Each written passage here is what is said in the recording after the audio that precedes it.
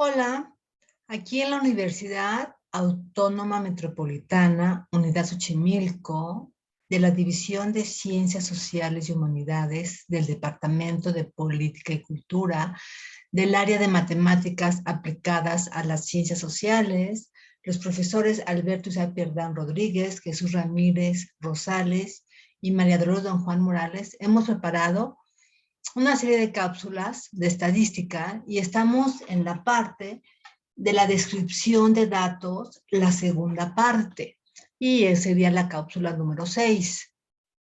Vamos a empezar con una frase que dice así: el triunfo no está en vencer siempre, sino en nunca desanimarse, de Napoleón Bonaparte. Ok, vamos a revisar la clasificación de los números. Tenemos los números, vamos a recordarlos un poquito esta parte que la vamos a necesitar para esta segunda parte de estadística.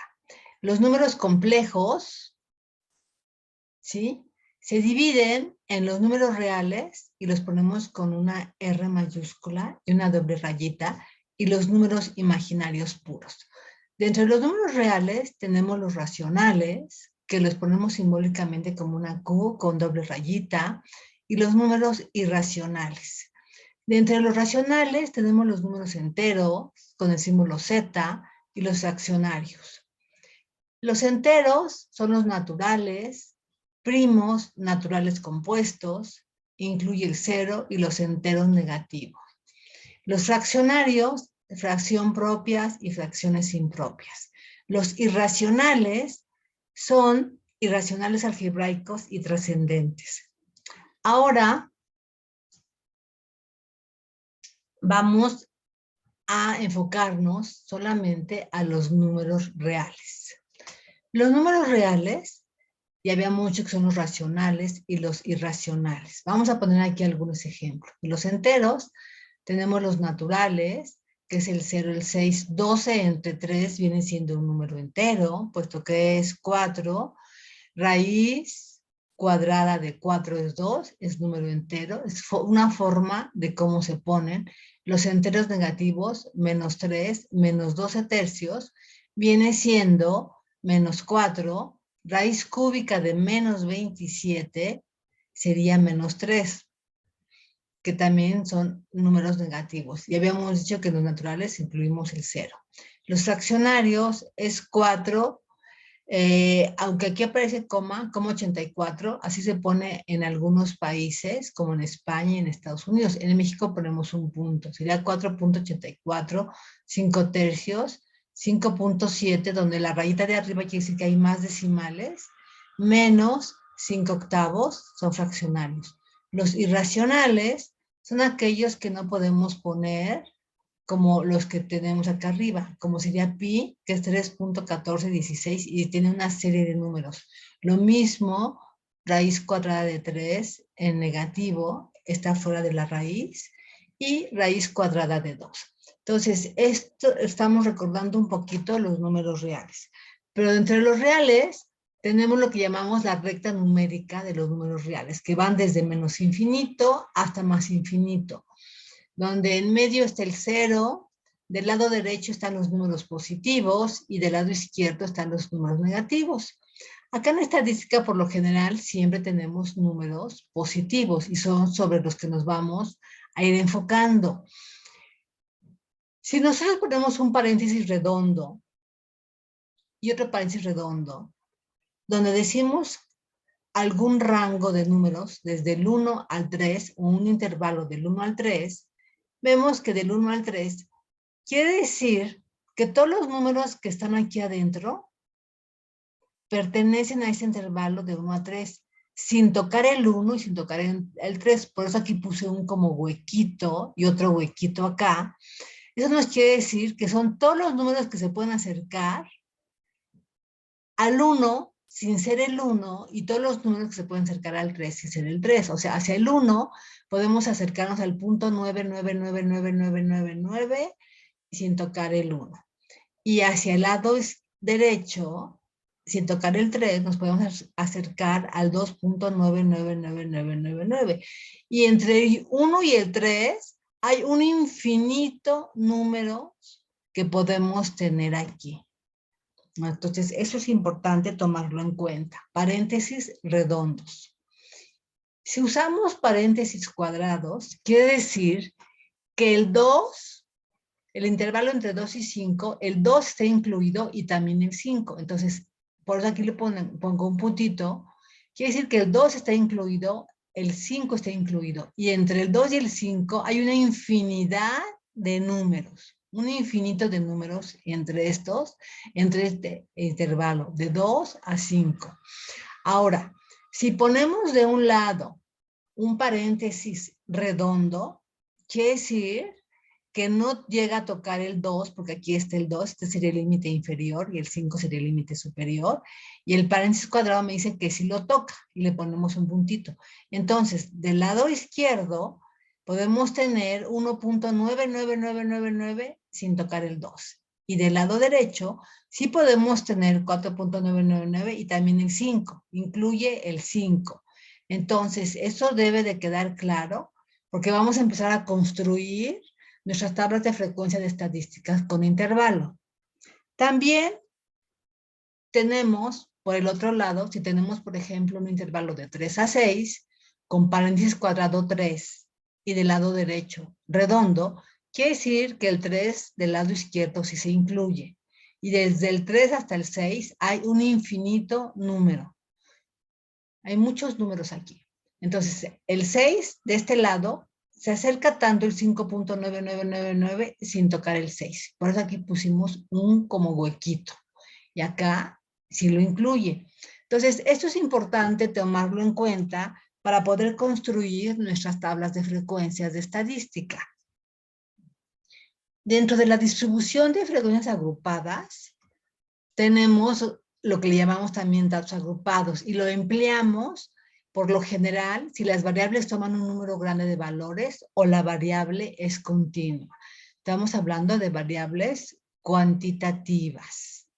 Se agrupan los valores en intervalos que tengan la misma amplitud. Todos los intervalos deben tener la misma amplitud. Si no la tienen, se podrán hacer otro tipo de cálculos, pero no estos que vamos a hacer más adelante. Entonces, a cada amplitud le vamos a denominar clases. Entonces, cada intervalo le podemos llamar clases y cada clase se le va a asignar la frecuencia correspondiente que pertenezca a ese intervalo. Y límite de clase es, cada clase va a estar delimitada por el límite inferior de la clase y el límite superior de la clase, como vimos ahorita en los paréntesis, ¿no? Vimos, por ejemplo, el paréntesis cuadrado, por ejemplo, entre 2,5 y este redondo, ¿sí? Entonces, esos van a ser los límites de las clases, el inferior y el superior. Ok. Las tablas de estadística, la amplitud de la clase va a ser la diferencia entre el límite superior e inferior de la clase. Ahorita lo vamos a ver con un ejemplo. Y la marca de clase va a ser el punto medio de cada intervalo. Y es el valor que nos va a representar a todo el intervalo para el cálculo de algunos parámetros. Porque con los intervalos no podemos hacer operaciones. Necesitamos un representante de cada intervalo que lo vamos a calcular. Y nos vamos a un ejemplo.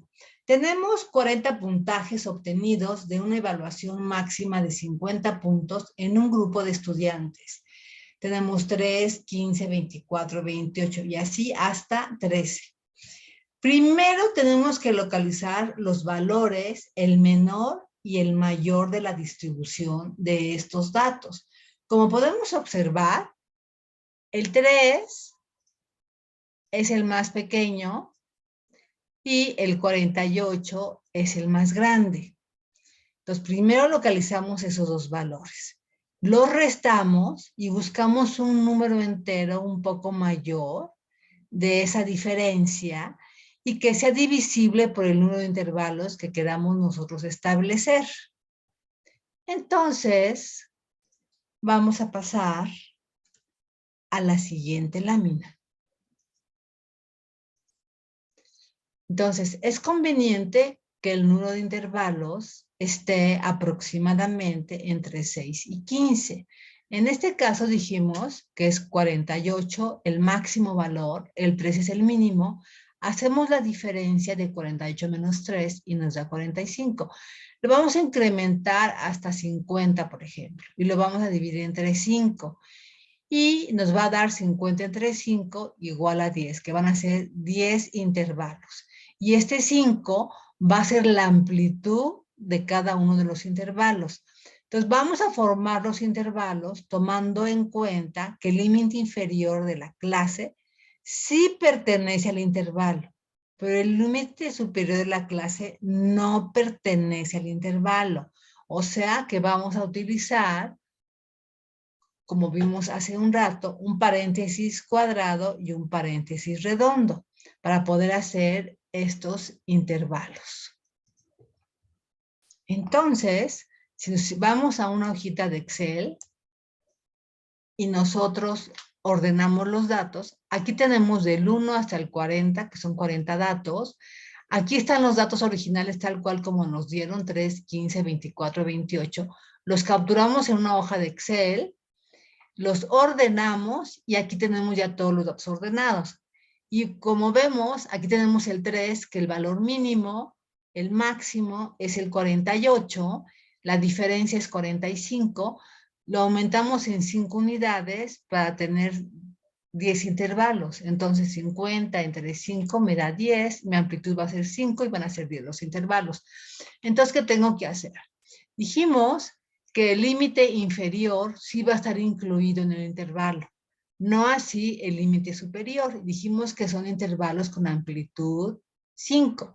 Entonces 5 menos 0 nos da 5, 10 menos 5 nos da 5, 15 menos 10 nos da 5, 20 menos 15 nos da 5 y así sucesivamente. Entonces quiere decir que mis intervalos van a ir del 0 al 5, del 5 al 10.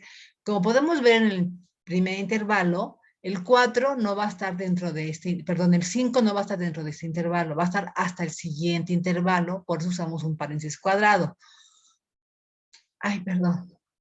El 10 no va a estar incluido en este intervalo, pero en este sí. Y así sucesivamente para cada uno de los demás intervalos. Entonces, con estos datos ordenados, vamos a empezar a poner nuestra frecuencia absoluta, recordando el límite inferior y el límite superior, el tipo de paréntesis que estamos utilizando. Como los datos están ordenados, vemos el primer dato, que es el 3. El 3, hay un solo dato entre 0 y 5 y lo ponemos aquí el número 1. Y luego del 7, el siguiente número es el 7, pero mi intervalo es del 5 al 10. Entonces, del 5 al 10, nada más hay un número que es el 7, entonces ponemos que es un solo número. Y luego vamos a ver del 10 al 15. Vemos que tenemos el 13, otra vez el 13, el 15, pero quedamos que el 15 aquí no va a estar incluido. Entonces, nada más tomamos en cuenta el 11, el 13 y el 13. Aquí tenemos 3 datos. Por lo pronto ponemos aquí 3 datos. Después vamos al siguiente intervalo, que es del 15 al 20. Aquí el 15 sí está incluido. Entonces tomamos el 15, 15 hasta el 17, porque el 20 no está incluido en este intervalo. Entonces el 15, 15 y 17 son 3 valores. Ponemos 3. Luego vamos al intervalo del 20 al 25. Entonces el 20 sí está incluido en este, 22, 24, pero no así el 25, entonces 3. Y así vamos, para cada uno de estos intervalos vamos a hacer el conteo y vamos poniendo aquí nuestra frecuencia absoluta de cada uno de estos intervalos, los números de datos que aparece en cada intervalo, de acuerdo a cada uno de estos rangos. Y después hacemos toda la suma de esta columna. Tenemos los mismos 40 datos que nos están dando en un principio. Son 40 datos con esos intervalos. Pues ya con estos hacemos ese total. Vamos a calcular después, vamos a calcular la marca de clase. Pero antes vamos a acomodar toda nuestra tabla de frecuencias absolutas. Entonces, XY va a ser mi marca de clase, que va a ser mi representante de cada uno de esos intervalos. La frecuencia absoluta, que ya la pusimos. La frecuencia absoluta acumulada la vamos a poner aquí, que ya también la pusimos en la cápsula anterior de cómo se hacen los cálculos. La frecuencia absoluta relativa va a ir en esta columna y la frecuencia acumulada relativa va a ir en esta columna, que también ya hicimos los cálculos en la cápsula anterior. Entonces vamos ahora a calcular lo que se llama la marca de clase. ¿Cómo la vamos a calcular? Vamos a tomar en cuenta el límite inferior de cada intervalo y el límite superior de cada intervalo. ¿Qué vamos a hacer? Vamos a sumar cada uno de ellos. 0 más 5 me da 5. Dividido entre 2 me da 2.5 y lo pongo acá 2.5. Este valor de la marca de clase tiene que ser un número que quede en medio de ese intervalo. Si me da un número menor o un número mayor, algún cálculo hicimos mal. El siguiente, tomamos el límite inferior que es 5, el límite superior que es 10 y sumamos 5 más 10, lo pongo entre paréntesis y luego lo vamos a dividir entre 2 porque son dos datos, es el promedio. Entonces, 5 más 10 nos da 15, entre 2 nos da 7.5 y lo ponemos acá. Nos vamos al tercer intervalo. Tomamos el límite inferior que es 10, el límite superior que es 15, lo sumamos, 10 más 15 nos va a dar 25, entre 2 nos da 12.5 y lo ponemos acá. Y así va a ser para cada uno de los siguientes renglones, de los siguientes intervalos. 15 más 20 nos da 35, entre 2, 17.5. 20 más 25 me da 45, entre 2, 22.5. Y así para cada uno de estos intervalos hacemos toda esta columna que le llamamos la marca de clase o mi representante del intervalo. Y después hacemos todos los demás cálculos. Entonces aquí ya tenemos nuestra marca de clase, nuestra frecuencia absoluta. Y recordemos un poquito cómo hicimos la frecuencia acumulada. Este primer renglón lo ponemos tal cual. Luego